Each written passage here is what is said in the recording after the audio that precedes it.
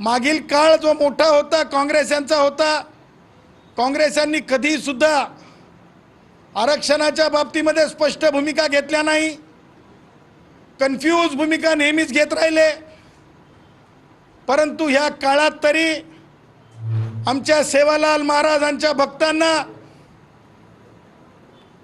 आमच्या आई जगदंबेच्या भक्तांना, मा रेणुका आईच्या भक्तांना, माझ्या बंजारा भावांना अनुसूचित जमातीचं आरक्षण कसं मिळू शकेल, का मिळू शकते, मिळणारच ह्या कारणास्तव पुसदमध्ये सुद्धा चर्चा करण्यासाठी आलो।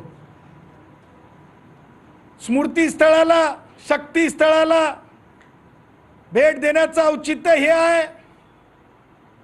आज ज्या प्रकारे मराठा राजकारणी लोक एकत्रित येऊन भटक्यांवर भटकंतीची वेळ आणत आहेत, ओबीसींच्या आरक्षणाला मारक ठरत आहेत। राजकारणी बोलतो मी, समाज म्हणत नाही, मराठा समाजातले राजकारणी। परंतु अशा राजकारण्यांना नाईक साहेबांच्या काळामध्ये कधी सुद्धा नाईक साहेबांनी तोंड वर काढू दिलं नाही।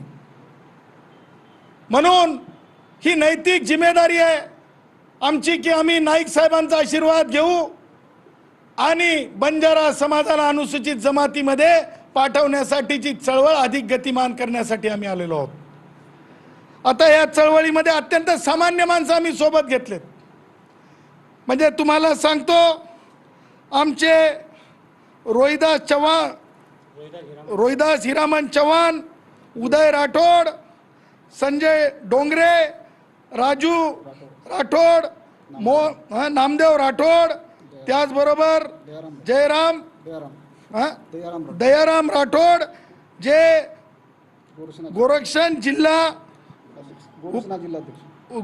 जिल्हा अध्यक्ष आहेत, जय राठोड, विलास राठोड, ही सगळी आमची जी मंडळी आहे ना, किशोर राठोड, ही आमची कोण मंडळी आहे, तरी आमदार नाहीत हो, ही खासदार नाहीत हो, ही ती मंडळी आहेत जी आजही मोळी बांधण्याची प्रक्रिया जाणतात। ही ती मंडळी आहेत जी आजही कोयता घेऊन ऊस चालण्याची प्रक्रिया जाणतात।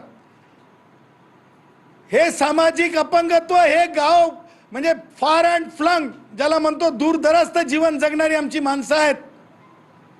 आणि आम्ही कायदेशीर अनुसूचित जमातीत आहोत। त्याच्यासाठी हा लढा आमदार खासदार मंत्र्यांसाठी नाही आहे,